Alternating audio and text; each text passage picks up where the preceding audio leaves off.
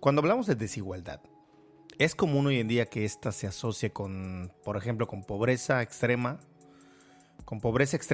marginación, exclusión, violencia, desigualdad social, falta de inclusión, en fin, todo lo que sería como el mugrero social o lo mal que los gobiernos lo hacen, que sí, que lo hacen muy mal, eso básicamente todos lo sabemos.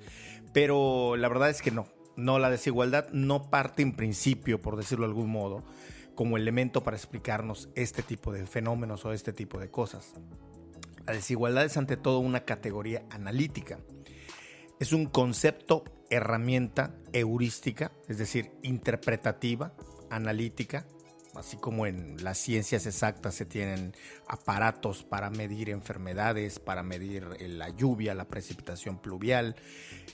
En ciencias sociales tenemos conceptos, herramientas, definiciones que tienen la función de ayudarnos a interpretar, explicar, analizar, medir un fenómeno social o problemáticas a resolver dadas. Nada más.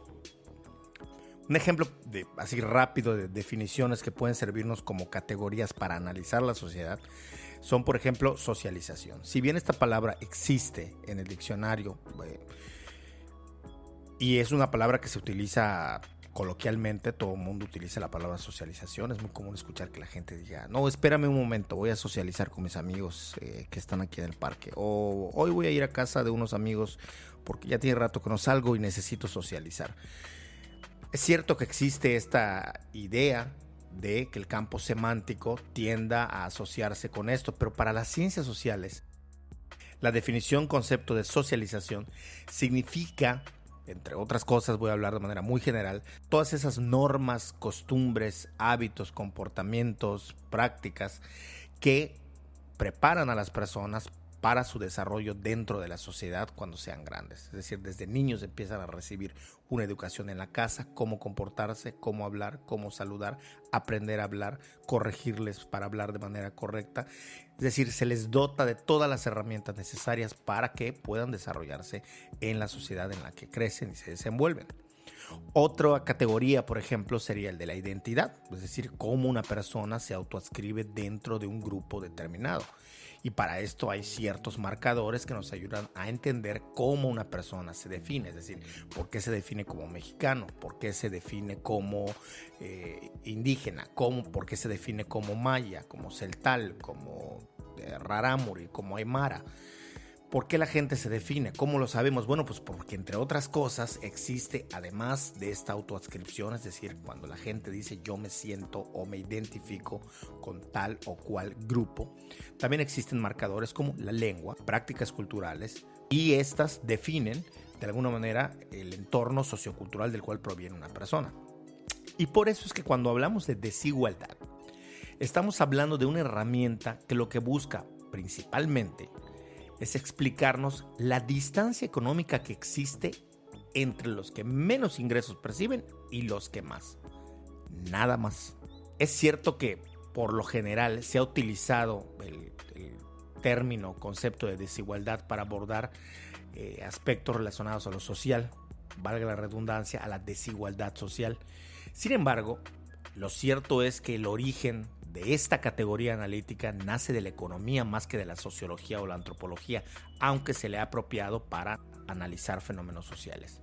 Para ponerlo en otras palabras, el concepto desigualdad lo que busca básicamente es explicarnos cómo se producen las distancias económicas entre los distintos sectores poblacionales dentro de los países.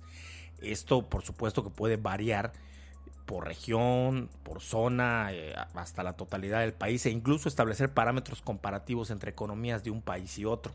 Por eso es que, por ejemplo, al hablar de desigualdad, digamos, en Alemania, esto no significa que nos estamos refiriendo a la existencia de un grado de pobreza equiparable al que existe en el país más pobre de Hispanoamérica, por poner un ejemplo.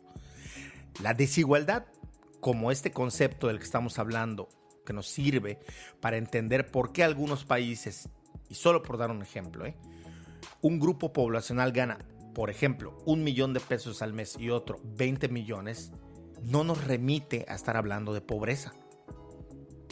De ahí a que la gente pueda sentirse envidiosa porque gana $1,000,000, por ejemplo, y otro gane 20 o 30 o 40 millones, pues ese es otro problema, ese es otro asunto, ese es otro boleto. En realidad aquí de lo que estamos hablando es simplemente de un parámetro que sirve para medir cuánto percibe el que menos y cuánto percibe el que más. Simplemente, no necesariamente nos está hablando de pobreza. Lo que quiero decirles es que no es lo mismo el sector menos aventajado de Reino Unido, el de Alemania o el de Dinamarca o Noruega, que el de México, Salvador o Mozambique en África. Lo que se busca es tener parámetros de mediciones económicas para explicar, por ejemplo, movilidad, ingresos, producción y brechas económicas, entre otros. La desigualdad no es un concepto para explicar pobreza extrema y pobreza relativa. Por ejemplo, estos ya en sí mismos serían otras herramientas, otros conceptos, otras definiciones y otras categorías analíticas. Pero estas diferencias quizás las cuento en otro episodio. De cualquier forma, recuerden que por fortuna, esto no es una clase.